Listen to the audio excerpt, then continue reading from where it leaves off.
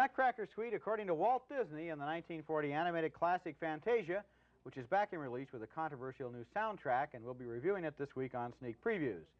And across the aisle from me is Gene Siskel, film critic of the Chicago Tribune. And Gene, I notice your shoes don't match today. Well, that's putting it mildly. I'm wearing a cast on this foot. I hurt my ankle playing tennis in Mexico. Did you make the shot? I don't remember. I was just screaming, "It's broke, it's broke." Okay, well, who am I? Okay, you're Roger Ebert, film critic of the Chicago Sun-Times. In addition to Fantasia, we'll also be reviewing the Kirlian Witness, in which one of the witnesses is a plant. And Diva, a French thriller set in the opera world, a film that many critics are calling one of the finest first films by a new director in years, and I think so too. But first, Roger begins with Circle of Deceit, a new West German film. Circle of Deceit tells the story of a West German journalist who goes on assignment to the war-shattered city of Beirut, Lebanon, and uses the violence in that city as a catharsis to rid himself of his own inner demons. When he first gets to Lebanon, he's a man out of touch with his feelings, a man who no longer believes in anything or cares about anyone. But once he becomes a resident of a city where human life has been incredibly cheapened, he begins to take his own life more seriously. And in this scene, the journalist, played by the leading German actor Bruno Ganz, enters the wheeler-dealer world of Lebanese journalism, bargaining for photographs of a massacre. Une fois que j'ai vu ces photos, j'ai failli m'évanouir, mais que voulez-vous? Si on veut être réaliste, hein, il faut regarder les choses en face. Surtout quand on fait votre métier. On le tient par les cheveux. Il va l'entraîner. Pas la peine de dire ce qui va se passer derrière. Quand on sait que pour une jeune musulmane, le viol, c'est pire que la mort ou que la torture. Combien vous en voulez? 3000. Mais n'hésitez pas. Ces horreurs vont faire frissonner dans les chaumières. Des images sales à regarder dans des endroits propres, quand les gens ont besoin de ça pour mieux savourer leur bonheur. 3000. 3000. Combien? Monsieur m'en offre 3000. 3,5.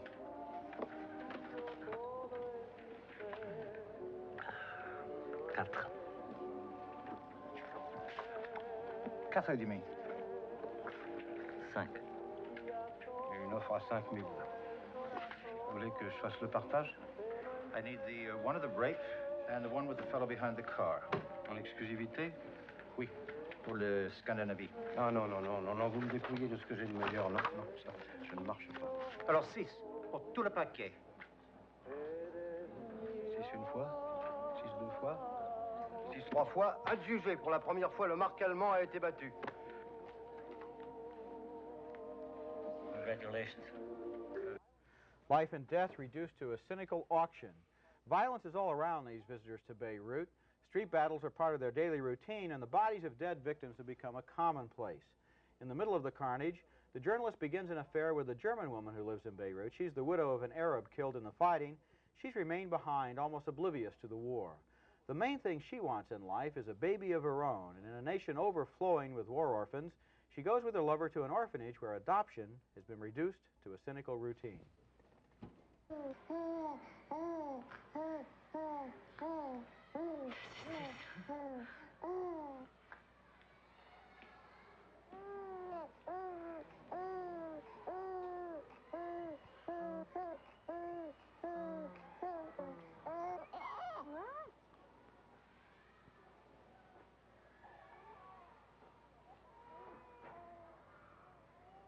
Toutefois, je tiens à vous dire que si au bout d'un certain temps, l'enfant ne vous convenait plus, en aucun cas il ne serait repris ou échangé.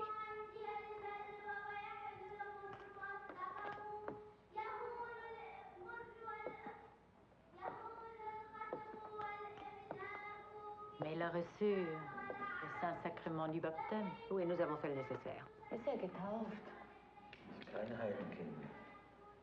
À quelle somme avez-vous pensé? C'est un don laissé à votre discrétion. Le couvent en a réellement besoin. 1000 2000 2000, ça me paraît beaucoup. Moi, je ne trouve pas. That was Hanna Schagula as the woman adopting the baby. She's probably the best actress in West German movies right now, and you might remember her from The Marriage of Maria Braun. In Circle of Deceit, she and Bruno Ganz create a small and threatened island of furtive romance in the middle of a city gone mad. Circle of Deceit was directed by Volker Schlondorf, who made last year's Academy Award-winning Best Foreign Film, The Tin Drum. Both films are about the mindlessness and dispassionate violence of war, but Circle of Deceit is the better film, I think, because it deals with specific people and their specific problems instead of turning them into symbols of universal despair. This is a really good film. I think it is, too. And, you know, it makes me rethink something I said about another film a few weeks ago, the film Missing with Sissy Spacek Yeah, which you like more than I did. Yes. And I praise that film for its portrait of a city in turmoil with bombs going off tanks in the street. That was good. This is better. Yeah. And it's better, obviously better. I think that what this does, again, you know, we see these things on television news all the time, and somehow they are different. They're that little screen in the back of the anchor man. When you get involved in these characters, you're right. The specific characters here take us through these problems. And they also take us through the streets of the city. We cannot have, you cannot hold on. Good and evil is a luxury in these situations. One of the remarkable things about this film is that it was shot on location in Beirut, and you see in the background at the large screen, you see shooting going on, explosions, people being killed. The temptation is to think that they're shooting on location while actual battles are taking place. Then when you find out that the battles were staged, it's even more remarkable to think how dangerous it would be to stage battles in a city like Beirut with all of that stuff going on. I have one problem with the movie. I think its ending is a little pat. And I think it's sort of predictable what happens to the guy and he has a change of heart. And I think that the movie in that's itself... a very minor criticism. I think it trivializes, I think, all that's gone on before. But on balance, I think it's a fine film. Okay, fine. Our next film, Kirlian Witness, has a terrific premise, but sad to say, I think not much more. It's a murder mystery, and I mentioned at the beginning of the show, it's a case where one of the witnesses is a plant. A house plant. The entire movie is built on the premise that people can communicate with plants, that plants have feelings too. The story goes like this. A young woman in New York is found dead on a rooftop, and her sister suspects a carpenter friend. But both the dead sister and the carpenter believe in the capacity of plants to communicate with people. But the surviving sister has her doubts. She asks the carpenter to come over to do a job for her, and she hooks up a plant that was on the roof when her sister was killed to a sensor graph. Yes, she's skeptical about plant communication, but she's curious. You ever get afraid living around here? No. You know, what gets me now is how this area has changed. Used to be just the guys in the corner and the warehouses and the trucks, but now with these boutiques. You know, I didn't even know what a boutique was until they first came here. Boutiques, art galleries, people living here. I remember when this place used to be a chicken slaughterhouse. Channeling on the floor and all. Right over there is where the blood used to run off into the drain.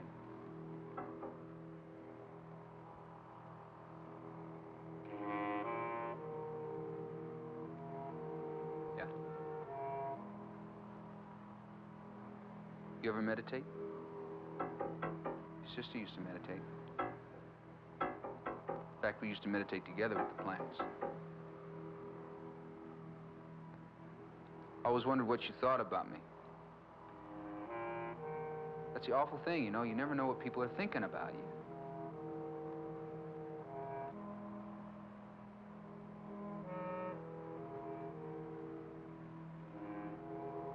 Yep.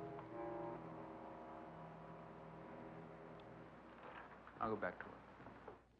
She's wired up that plant to see how the plant reacts to him. And if the plant freaks out, the doll freaks out, danger. This may be the guy who killed her sister.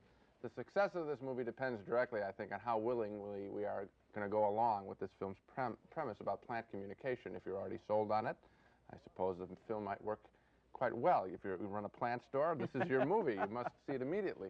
But I found myself looking at the plant being wired up for what amounts to be a lie detector test, and I was neither amused or enthralled. I just saw it as sort of a trendy bit of silliness. Kirlian Witness isn't a bad movie, not by any means. It's just one that I think is a little thin. I liked it more than you did. I think when you call it a trendy bit of silliness, you may be kind of right, though. It's kind of loony, kind of goofy, and kind of engaging, I thought. It's kind of, you know, when you read New York Magazine, every week it's kind of like a survival manual, how to make it in the city. And it has, you know, holistic medicine, natural foods, vitamins, security systems, locks on your door, you know, how you can make it through medical life. Team that can Well, save your life. this is the ultimate conclusion, I guess, which is that you wire up your plants to lie detectors to see if the people in your house can be trusted. It's kind of urban paranoia taken to its ultimate extreme, and I thought it was fun on that basis. All right, well, I'm just sitting there and thinking, well, they really only have one gimmick here going, and every time we get the plant, and I just wanted to see the story move a little bit more, to see the plants maybe turn on somebody or something. I don't know. But the performances are good. The direction by Jonathan Sarno was good. I think it's a well-made film, but goofy. You're right, silly. Okay. Okay, next movie is, I guess it doesn't have Goofy in it, but it does have Mickey Mouse in it, speaking of Goofy.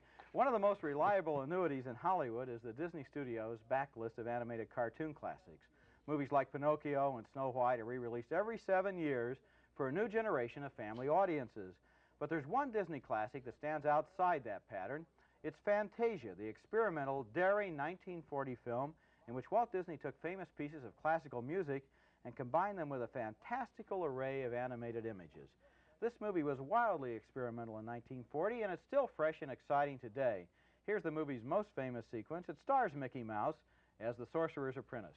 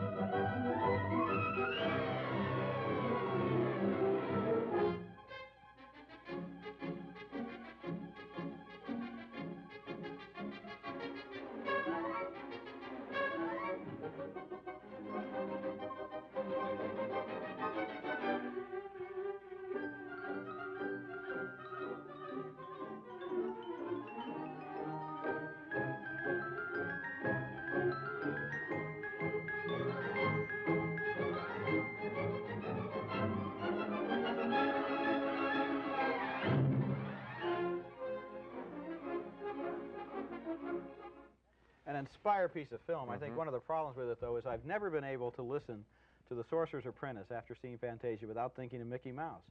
I don't know if you could hear anything different in the music with that scene, but a lot was different. Fantasia's original 1940 soundtrack was conducted by Leopold Stokowski in what was then a revolutionary stereo system, and Disney was going to put speakers in the theaters. The sound was years ahead of its time in 1940, but the soundtrack took a battering over the years from repeated re-releases. In the meantime, advances were made in digital recording and the Dolby noise reduction system. So, for this new, current national release of Fantasia, Disney has completely re-recorded the entire soundtrack with Hollywood conductor-arranger Irwin Costell leading an orchestra of studio musicians who are using Stokowski's original arrangements and a few changes. Well, does the music sound better this time? It's hard to be objective about it. Both versions sound good to me. I heard the other version about 7 years ago, and as far as I can remember, they were both good. But the point in Fantasia is still its incredible images, bursting with imagination and fancy. What do you think, Gene? How did it sound to you? Well, I must say that there are parts of it that I love. I mean, I'll go right to the imagery, too. I mean, that is the best part of Fantasia. It's a brilliant piece of animation. There's another part with Beethoven's Sixth, The Afternoon with Fawn, which I think is pretty lousy animation, and I think that the music there sounded poorly performed, I must say. Of course, I'm looking for it now because I know about the changes. You don't tell me that there's been changes, I probably wouldn't pick it up. It didn't sound very good. I have a whole set of reactions to Fantasia. I don't think it's the perfect film, as I say. I think there's some parts of it hits and miss. That is a very special thing. And then The Night on Bald Mountain is another beautiful thing toward the end. Of course, Disney's whole purpose in this film was to give us, he told us, well, music tells a story. Well, we know that music doesn't tell a story. Music is totally abstract until you're told what the story is. Right. And that's what Disney is doing. He's trying to popularize it for kids. This is classical music. Here's Mickey Mouse. All right, now here's the challenge, and we like this film, and it's easy to say you like it. Do you think this will stimulate interest in music, this film? No. I don't either. I saw it when I was a kid, and I loved it for its images. Absolutely. Later on, when I got into classical music, I thought, gee, I've heard this somewhere before. I wonder where. Well, it was Fantasia. Yeah, I mean, this is not the one that's going to send kids to buying the classical records, no. No, but it's a lot of fun, even if it's not good for you. Okay. One of our great pleasures of a job like ours is the all-too-rare experience of coming across a movie like our next one, Diva. Diva is a French thriller, the first movie by a director named Jean-Jacques Benex. And this is a most auspicious debut because Diva is a knockout, a wonderfully stylish celebration of music and the love of music. Diva tells the story of a young Frenchman who is absolutely enthralled with the voice of an American opera singer who is refused on principle to permit her voice to be recorded. She believes music should only be experienced live and that it cannot be captured on plastic. But this young man, who has quite a thing for this opera singer, is determined to make his own tape recording of her voice, and he does so at a public performance. Now, seated behind him are a couple of sinister villains, two Japanese businessmen who are also interested in the recording.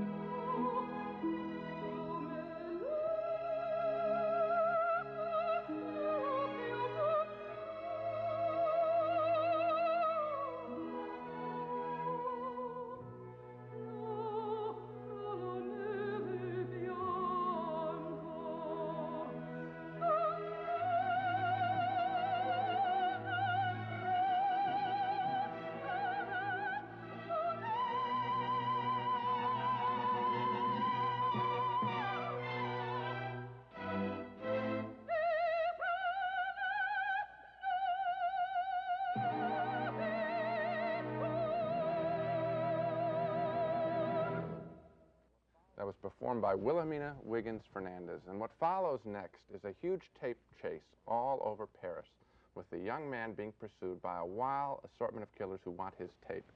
And as Roger mentioned on a show a couple of months ago, I too am fairly tired of chase scenes in the movie, but this one in Diva snapped me to attention.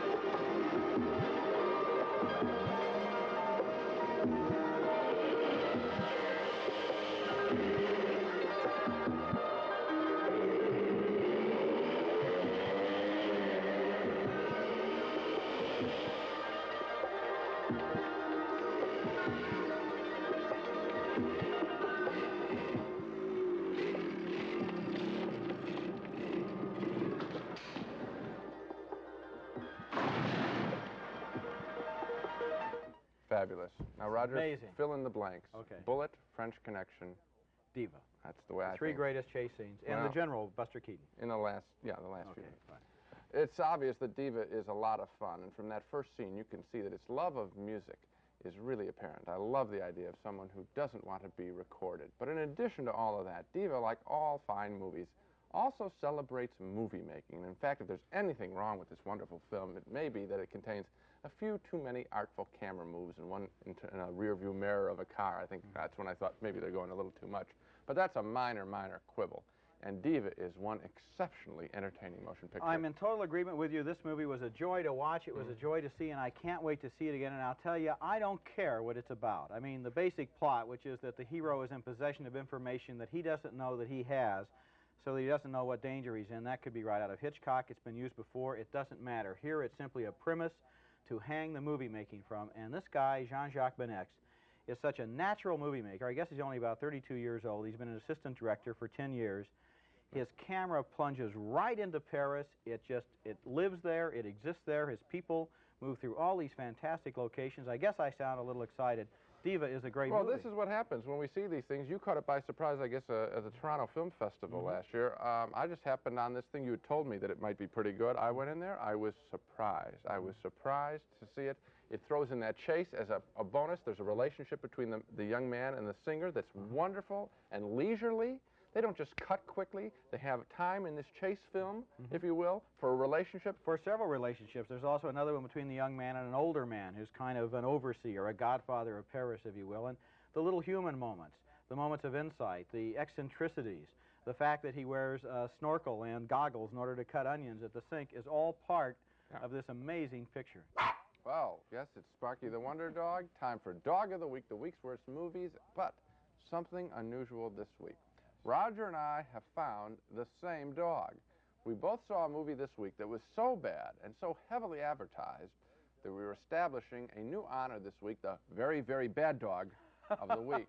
And The Beast Within certainly qualifies. Just sort of a sneak preview's public service. Okay. The Beast Within is one of those movies that begins on a dark night many long years ago when a car with two newlyweds runs off the road and into a dismal swamp, and the bridegroom goes into town for help, while his innocent young bride follows their runaway dog into the darkness where something waits to attack her, and then, 17 years later, seems to be something not quite human about her son. You could almost say that something's eating him. He's a good boy, does his lessons, but he's tortured by an unspeakable inner nature that he dreams about in a hospital bed. You're leaving. No, sweetheart. Yes, you are. Yes, you're leaving me. I'm just going with Daddy for a little while. Just where we think we can do you best. We'll be right back, darling. We'll be right here. But I'm afraid. I'm dying. I don't want to be left alone. Nobody, Daddy, Dr. Odom, or me is ever going to let that happen to you. Soon we get the basic horror movie transformation scene in which an innocent teenager turns into a savage monster. I really tried to stop him.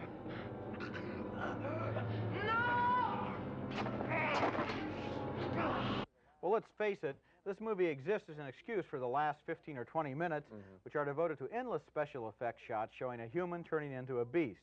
The kid is kind of a monstrous locust, I guess, and after he sheds his skin, everybody finally realizes that it's a little late to keep the family secret of that dreadful honeymoon night in the swamp 17 years ago. And then the movie turns into a shameless showdown between the gruesome and the corny. And mostly the gruesome, because, you know, I think here's a case where technology just gets in the way of common sense. They have figured out, the special makeup effects people, that they can pump up skin, right? Yeah. So we get, in this movie, lots of pumped up skin, and you get gross things that are ugly. I mean, you and I have seen more slashings, murders than anybody on Earth. The Howling, Scanners, American Werewolf in London, Scanners. Lots of stuff. We see this all the time. This objectively grossed me out. It was ugly and sickening. And also, because they paid for this technology, they didn't have the sense to only show a little of it. The camera stays on this guy's face. It's like screen tests for a pumped together up the face. Title, The Beast Within, right? You got it. All right. So much for the dogs. Now let's recap our reactions to the main movies on this show. Roger and I both admire Volker Schlondorff's Circle of Deceit a portrait of a questioning journalist in Lebanon who begins questioning himself. 2 yes votes for that. We split on The Kirlian Witness. Roger found it an amusing treatment of an intriguing premise.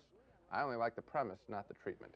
And we agree on recommending the revival of Walt Disney's Fantasia, although I had some reservations about the soundtrack, and I'm not the biggest fan of some segments of the movie. And finally, we are in complete agreement on the worth of Diva, the stylish French opera thriller directed by Jean-Jacques Benex. It's one of the year's best movies. To which I say, amen. Amen. Amen. All right. Okay, bravo. Okay, I that's agree. a little bit Great better. movie, Diva. Okay, that's all for this week. Join us next time when we'll take a look at 4 new movies, including Death Wish 2, with Charles Bronson as an urban vigilante once again, and The Sword and the Sorcerer, an action-adventure movie. Until then, we'll see you at the movies.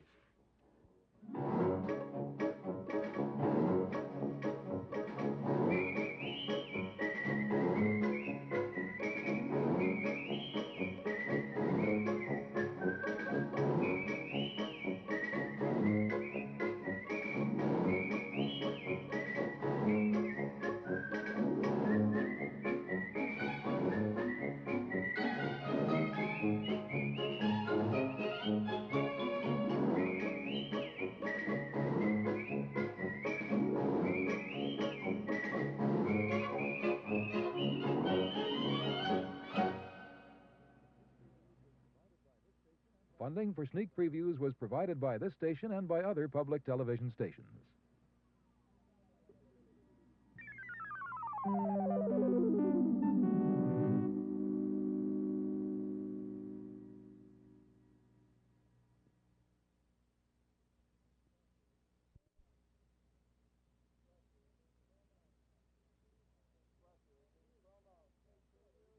Bless you, Richie. Promo, sneak previews, number 428, length